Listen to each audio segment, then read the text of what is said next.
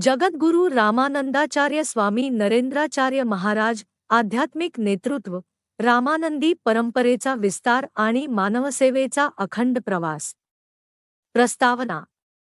भारतभूमी ही संत महात्मे आणि धर्मसंस्थापकांची भूमी म्हणून ओळखली जाते। काळाच्या ओघात अनेक महान संतांनी समाजाला धर्म, अध्यात्म आणि मानवतेचा मार्ग दाखविला। अशाच तेजस्वी संतांमध्ये जगद्गुरु रामानंदाचार्य स्वामी नरेंद्राचार्य महाराज यांचे नाव अत्यंत आदराने घेतले जाते। त्यांनी आपल्या ज्ञान, साधना, सेवा आणि भक्तीच्या माध्यमातून लाखो लोकांच्या जीवनात परिवर्तन घडवून आणले। महंत नरेंद्रदास ते जगद्गुरु रामानंदाचार्य। संन्यास स्वीकारल्यानंतर त्यांना महंत नरेंद्रदास हे नाव प्रदान करण्यात आले। त्यांच्या असामान्य नेतृत्वगुणांमुळे, गाढ शास्त्रज्ञानामुळे आणि वैष्णव धर्माच्या प्रसारासाठी असलेल्या समर्पणामुळे ते लवकरच संपूर्ण वैष्णव समाजात आदरणीय बनले। त्या काळात दक्षिण भारतात वैष्णव परंपरेचे स्वतंत्र आणि प्रभावी धार्मिक पीठ अस्तित्वात नव्हते। वैष्णव धर्माचा प्रचार आणि भक्तिमार्गाचा प्रसार अधिक व्यापक करण्यासाठी वैष्णव आखाड्यांच्या प्रमुख संतांनी एकमताने त्यांना जगद्गुरु रामानंदाचार्य पद स्वीकारण्याचा प्रस्ताव दिला। हा प्रस्ताव केवळ एका व्यक्तीचा सन्मान नव्हता, तर दक्षिण भारतातील वैष्णव परंपरेच्या नव्या अध्यायाची सुरुवात होती। जगद्गुरु रामानंदाचार्य पट्टाभिषेक। स्वामी नरेंद्राचार्य महाराज यांच्या आध्यात्मिक, धार्मिक आणि सामाजिक कार्याचा प्रभाव दिवसेंदिवस वाढत होता। त्यांच्या कार्याची दखल घेत अखिल भारतीय षड्दर्शन अखाडा परिषदेने त्यांना वैष्णव परंपरेतील आद्य जगद्गुरु रामानंदाचार्यांचे अधिकृत उत्तराधिकारी म्हणून मान्यता दिली। ऐतिहासिक दिवस 21 ऑक्टोबर 2005। अयोध्येच्या पवित्र भूमीवर 21 ऑक्टोबर 2005 रोजी भव्य पट्टाभिषेक सोहळ्याचे आयोजन करण्यात आले। या सोहळ्यास उपस्थित होते महंत ज्ञानदास महाराज, अखाडा परिषदेचे वरिष्ठ सदस्य, निर्वाणी आखाडा, निर्मोही आखाडा, दिगंबर आखाडा, विविध उपखाड्यांचे प्रतिनिधी, चतुह संप्रदायांचे प्रमुख संत, वैष्णव खालसा संघटना, उदासीन, मोठे उदासीन आणि निर्मल अखाड्यांचे प्रतिनिधी, वैदिक मंत्रोच्चार, धार्मिक विधी आणि संतांच्या उपस्थितीत त्यांना औपचारिकपणे जगद्गुरु रामानंदाचार्य स्वामी नरेंद्राचार्य महाराज म्हणून अभिषिक्त करण्यात आले। हा क्षण केवळ त्यांच्या जीवनातील नव्हे तर संपूर्ण रामानंदी परंपरेच्या इतिहासातील एक महत्त्वाचा टप्पा ठरला। रामानंदी परंपरेतील महान योगदान। जगद्गुरु नरेंद्राचार्य महाराजांनी रामानंदी परंपरेला आधुनिक काळाशी जोडण्याचे कार्य केले। त्यांच्या मते धर्म म्हणजे केवळ पूजाअर्चा नसून समाजाच्या उन्नतीसाठी कार्य करणारी जीवनपद्धती आहे। त्यांनी अनेक धार्मिक, शैक्षणिक आणि आध्यात्मिक केंद्रांची स्थापना केली। ही केंद्रे आज केवळ उपासनेची स्थळे नसून धर्मशिक्षण, संस्कार वर्ग, आध्यात्मिक मार्गदर्शन, सांस्कृतिक जतन, समाजसेवा यांची प्रमुख केंद्रे म्हणून कार्यरत आहेत। अध्यात्म आणि विज्ञानाचा सुंदर संगम। स्वामी नरेंद्राचार्य महाराजांनी आधुनिक तंत्रज्ञानाचा उपयोग धर्मप्रसारासाठी केला। ऑनलाईन अध्यात्म वर्ग। सन 2019 पासून ते दररोज सकाळी 6 ते 7 या वेळेत ऑनलाईन अध्यात्म वर्ग घेत आहेत।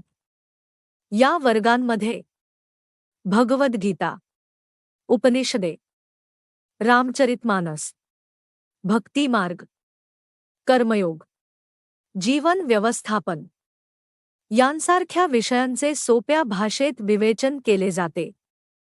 डिजिटल सत्संगाची अनोखी संकल्पना। 2016 पासून प्रत्येक रविवारी डिजिटल सत्संगाचे आयोजन केले जाते। या उपक्रमामुळे लाखो भक्त एकत्र जोडले गेले, सामूहिक नामस्मरण वाढले, अध्यात्म घराघरात पोहोचले. भक्तांमध्ये सकारात्मकता वाढली. सर्वांसाठी खुला भक्तिमार्ग. जगद्गुरू नरेंद्राचार्य महाराजांचे एक वैशिष्ट्य म्हणजे त्यांनी भक्तीला सर्वांसाठी खुला मार्ग म्हणून मांडले. त्यांच्या मते भक्ती ही फक्त संन्याशांसाठी नाही.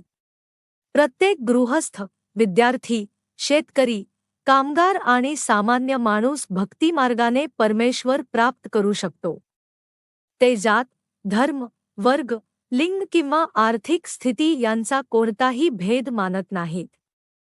त्यांच्या शिकवणीत शरणागती म्हणजेच पूर्ण समर्पण हेच ईश्वरप्राप्तीचे मुख्य साधन मानले जाते. रामानंदाचार्य दक्षिणपीठ नाणीजधाम. जगद्गुरू पदाच्या मान्यतेसोबतच महाराष्ट्रातील नाणीजधामला विशेष महत्त्व प्राप्त झाले. नाणीजधामला अधिकृतपणे रामानंदाचार्य दक्षिणपीठ नाणीजधाम म्हणून मान्यता देण्यात आली. हे दक्षिण भारतातील रामानंदी परंपरेचे प्रमुख आध्यात्मिक केंद्र मानले जाते. रामानंदी परंपरेतील 3 प्रमुख पीठे. 1. श्री मठ, वाराणसी.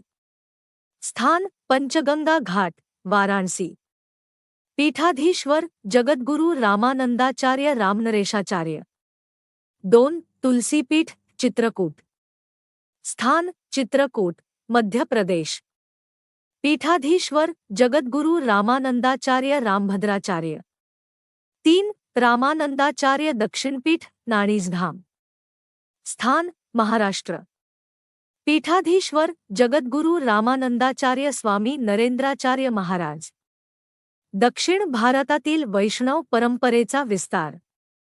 नाणीजधामला दक्षिणपीठाचा दर्जा मिळाल्यानंतर दक्षिण भारतात वैष्णव परंपरेचा प्रचार अधिक वेगाने होऊ लागला. असंख्य भक्तांना धर्मशिक्षण, अध्यात्म, संस्कार, सेवा, भक्तिमार्ग यांचे मार्गदर्शन मिळाले. त्यामुळे जगद्गुरू नरेंद्राचार्य महाराज हे रामानंदी परंपरेतील प्रमुख नेतृत्व म्हणून स्थापित झाले. जगद्गुरूंचा जीवनदायी संदेश, तुम्ही जगा, दुसऱ्याला जगवा, हा केवळ एक संदेश नाही तर संपूर्ण जीवन तत्वज्ञान आहे. स्वामी नरेंद्राचार्य महाराज सांगतात की नीतिमूल्यांचे पालन करा, निःस्वार्थ सेवा करा, ईश्वरभक्ती जोपासा, समाजासाठी जगा, दुसऱ्यांच्या आनंदात आनंद शोधा. त्यांच्या मते मानवजन्म हा परमेश्वराशी एकरूप होण्यासाठी मिळालेली अमूल्य संधी आहे. निष्कर्ष. जगद्गुरू रामानंदाचार्य स्वामी नरेंद्राचार्य महाराज हे केवळ एका धार्मिक संस्थेचे प्रमुख नसून लाखो भक्तांच्या जीवनातील प्रेरणास्थान आहेत. त्यांनी परंपरा आणि आधुनिकता, अध्यात्म आणि विज्ञान, भक्ती आणि सेवा यांचा सुंदर संगम घडवून आणला आहे. आजही त्यांच्या मार्गदर्शनाखाली लाखो भक्त धर्म, अध्यात्म आणि मानवसेवेचा मार्ग स्वीकारत आहेत. भक्ती म्हणजे केवळ देवासमोर हात जोडणे नव्हे, तर प्रत्येक जीवामध्ये देव पाहून त्याची सेवा करणे होय. जय सियाराम.